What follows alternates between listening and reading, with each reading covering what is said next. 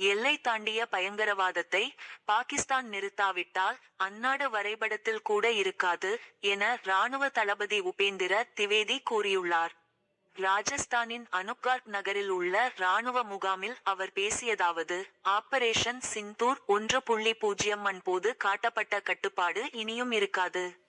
புவியியல் ரீதியில் இருக்க வேண்டுமா அல்லது வேண்டாமா என சிந்திக்கும் அளவுக்கு இந்திய ராணுவத்தின் நடவடிக்கை இருக்கும். புவியியலில் ஒரு இடத்தில் இருக்க வேண்டும் என பாகிஸ்தான் விரும்பினால் அந்நாடு எல்லை தாண்டிய பயங்கரவாதத்தை நிறுத்த வேண்டும். வீரர்கள் அனைவரும் தயாராக இருக்க வேண்டும்.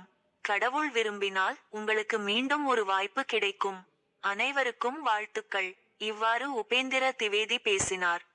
இந்நிகழ்ச்சியில் ஆபரேஷன் சிந்தூர் நடவடிக்கையின் போது சிறப்பாக பணியாற்றிய பிஎஸ்எஃப் 140வது battalion commandant Prabhakar Singh, Rajputana rifles major Ritesh Kumar மற்றும் ஹவில்தார் மோகித் கெய்ரா ஆகியோருக்கு சிறப்பு அங்கீகாரம் அளித்து ராணுவ தளபதி பாராட்டினார்.